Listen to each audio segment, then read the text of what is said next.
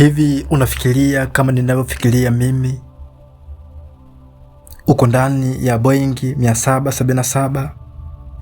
Ni ndege ya kisasa, imara na yenye mifumo ya usalama ambayo ni vigumu kuingiliwa. Nje ni usiku wa manane, saa 7:19. Abiria wote wamejifunika mablanketi, labda wanaota ndoto za kufika Beijing asubuhi. Chini yao ni bahari ya kusini ya China. Hafla dunia inasimama. Hakuna mlipuko, hakuna sauti ya injini kuharibika, hakuna rubani anayepiga simu ya dharura kusema Mayday. Ni kimya kikuu kinatawala. Ndani ya sekunde chache, ndege yenye uzito wa tani zaidi ya 200 ikiwa na watu 239 inafutika kwenye rada kama moshi unavyopotea angani. Unajiuliza, je, inawezekana kuficha kitu kikubwa hivi mbele ya macho ya dunia mzima?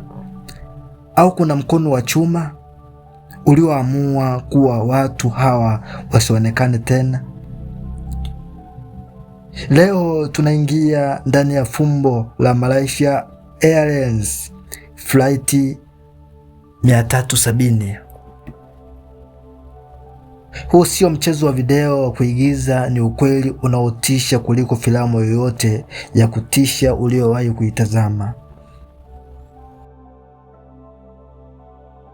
Haitai failizi, tunafungua mafaili. Machi 8 mwaka 2014, uwanja wa ndege wa Kuala Lumpur, mji mkuu wa Malaysia, unachangamka. Kuna wataalamu wa kiteknolojia 20 kutoka kampuni ya Freescale Semiconductor. Kuna wachora picha, familia zinarudi nyumbani, na watu wawili walikuwa wanatumia pasipoti za kuiba ambao walikuwa raia wa Irani. Nahodha Zakaria Ahmed Shah, mzee wa miaka 53, nyumbani kwake ana flight simulator, mashine ya mazoezi ya rubani.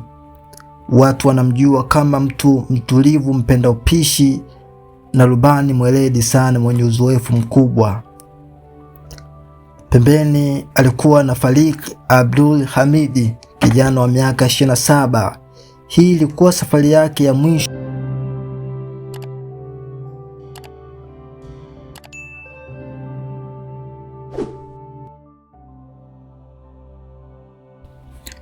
Ya mafunzo kabla ya kuwa rubani kamili. Alikuwa anapanga kuoa karibuni. Ndege inapaa saa 12:41 asubuhi, saa za huko. Kila kitu kipo perfect, lakini kuna tatizo ambalo baada ya ndege kupotea wengi walijiuliza. Kwanza walijiuliza, kwa nini rubani mzoefu kama Zakaria alikuwa na simulate urubani nyumbani kwake yenye njia ya siri kuelekea bahari ya Hindi? Je, alikuwa anafanya mazoezi ya kifo? Tutajua mbele ya simulizi.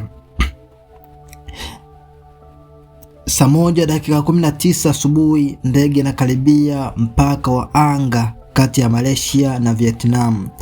Hapa ndipo pana blind spot, eneo ambalo mawasiliano yanatakiwa kuhama kutoka kituo kimoja kwenda kituo kingine. Rubani anasema good night Malaysia 370. Sekundi chache baada ya maneno hayo, boom, mfumo transponder unazimwa kimakusudi. Huu ni mfumo unaoiambia rada, mimi nipo hapa. Kuuzima kunahitaji ujuzi mkubwa wa ndani ya cockpit. Aklasi inazimwa. Huu ni mfumo wa kutoa ripoti ya kiufundi kwa kampuni ya ndege. Ndege inakuwa ghost plan. Kuzima huu mfumo kunaifanya ndege na kuwa ya mzimu. Haionekani kwenye rada ya kiraia, lakini rada za kijeshi za Malaysia zinaona kitu cha ajabu. Ndege inakata kona kali ya Dri 180, inarudi nyuma, inapita juu ya Lash ya Malaysia, kisha inapotea kuelekea kaskazini magharibi.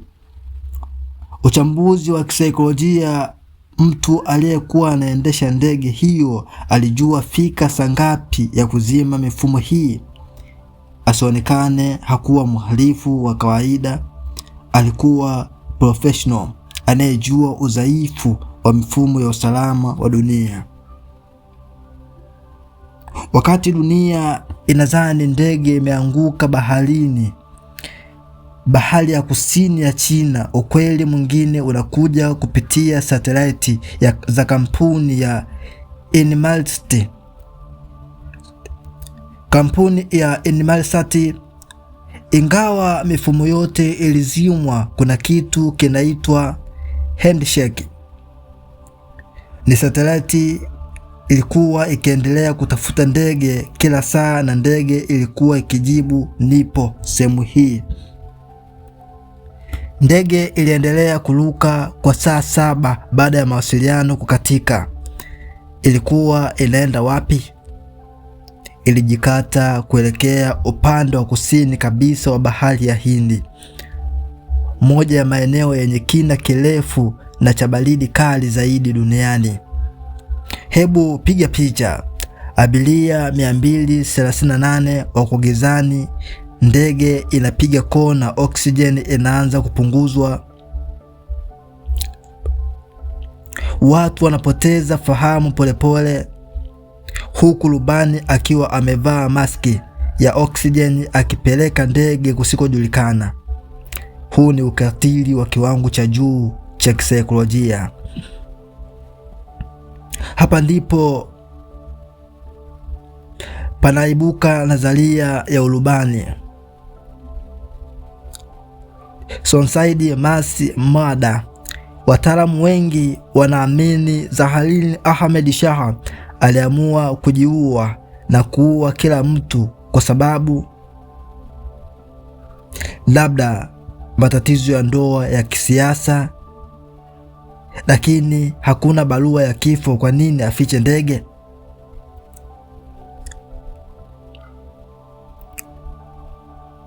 Ili bima ilipwe kwa familia yake, maana ikionekana ni kujiua, bima haitoki.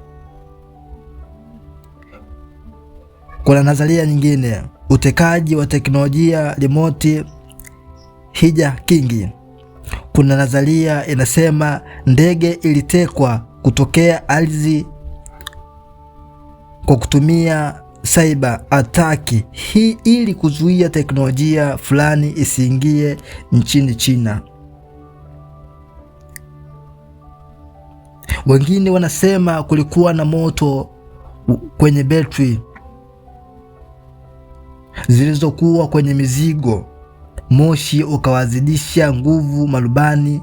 Lakini kama kulikuwa na moto, kwa nini ndege ilikata kona na kuruka saa 7? Moto haukusubiri?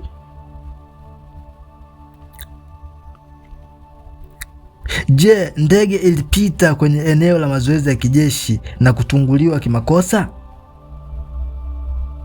Na kisha nchi kubwa zikaamua kuficha ushahidi? Na maswali ambayo watu wengi walijiuliza. Hadi leo kilichobaki ni vipande vichache vilivyookotwa kwenye fukwe za Afrika.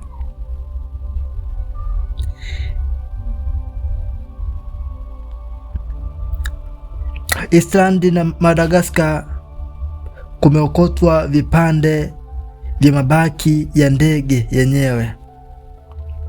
Yako kilomita 6 chini ya bahari, mahali ambapo mwanga wa jua haufiki. watu 239 walitoka nyumbani kwao kwenda safari ya saa 5 wakajikuta kwenye safari ya milele. Swali jiulize, je, unaamini teknolojia ya leo inaweza kushindwa kupata ndege kuwa hiyo kwa miaka 12? Je, unaamini teknolojia ya leo inaweza kushindwa kupata ndege kubwa kama hiyo kwa miaka 12, au kuna nguvu kubwa iliyoamua kuficha hii siri? Kabla ya kulala leo jiulize, ni mambo mangapi tunayoyaona kwenye rada za maisha yetu kumbe ni uongo? Na ni mambo mangapi yamefichwa chini ya kina kirefu cha bahari ambacho hatujaruhusiwa kukifikia?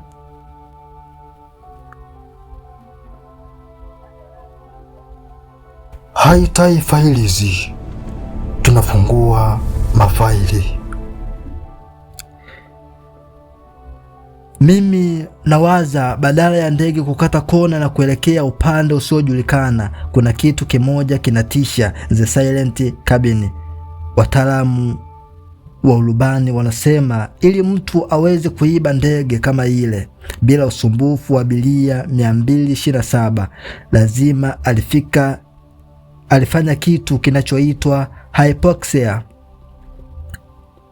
Inasemekana rubani au mtekanyara alipandisha ndege hadi futi 45,000 juu zaidi ya uwezo wa kawaida wa Boeing 777.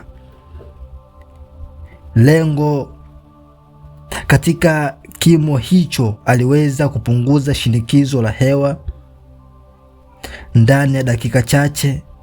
Vinyago vya oksijeni maski vilishuka, lakini vinyago hivyo vina oksijeni ya dakika 12 hadi 15 tu. Baada ya dakika 15 kila mtu, abiria na wahudumu, walipoteza fahamu na kuanza kufa polepole kwa kukosa hewa isiyokuwa.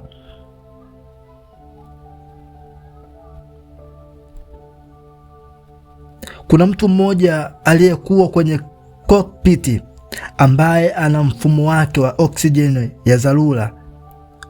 Ana uwezo wa kudumu na oksijeni kwa saa kadhaa. Fikiria ndege inaruka kwa saa 6 ikiwa imebeba miili ya watu waliokufa au kupoteza fahamu, huku rubani mmoja akiwa amekaa peke yake gizani akiipeleka ndege kuelekea kusini mwa dunia.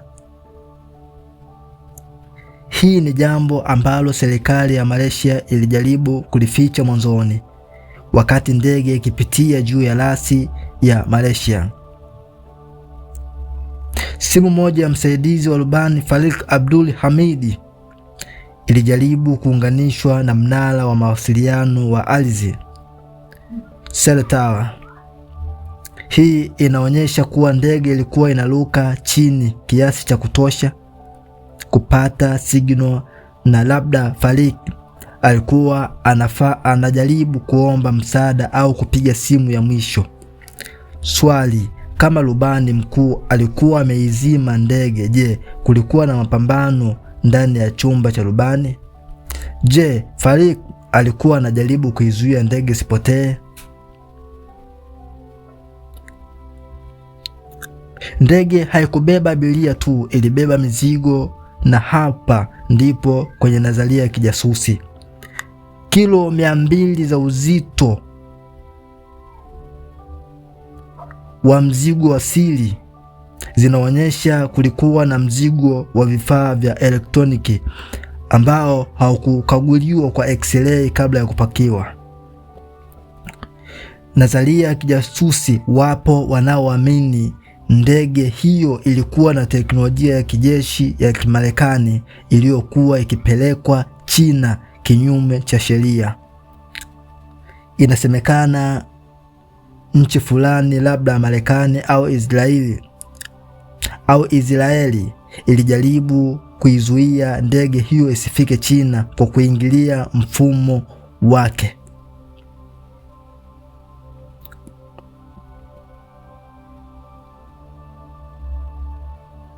Na kwa kuielekeza baharini ili siri isivuje, hapo ndipo wakaamua kuitungua hiyo ndege. Nchi 26 zilihusika. Bilioni za dola zilitumika, lakini walikuwa wanatafuta sehemu ambayo ndege haikuwepo kwa siku 10 za mwanzo.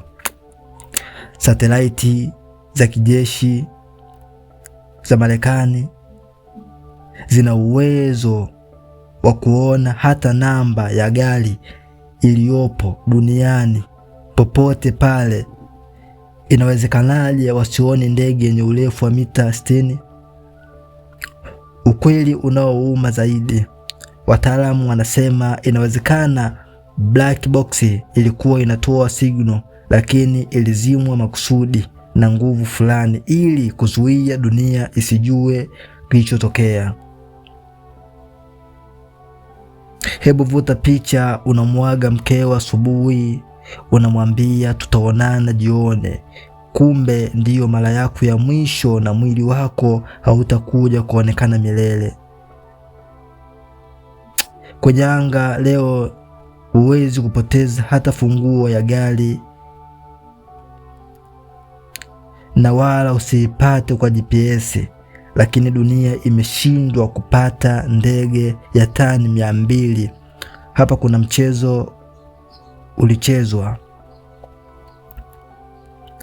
Zakaria Ahmed Shah hakuwa mjinga, alikuwa mtaalamu. Kama alitaka ndege isipatikane, angejua pa kuipeleka sehemu ambayo hata samaki wanaogopa kufika.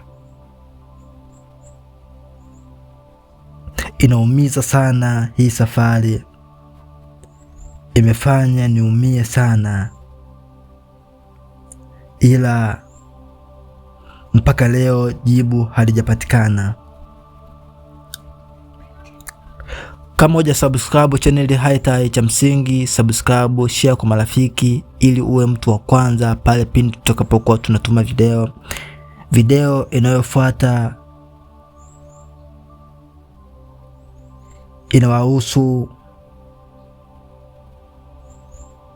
Urusi. Kulikuwa na watoto 9 ambao walipanga kwenda kucheza wakiwa wanapanda mlima, lakini kilichowatokea kilikuwa ni cha kutisha zaidi. Usikose kufuatilia video inayofuata. Asante sana. Bye bye.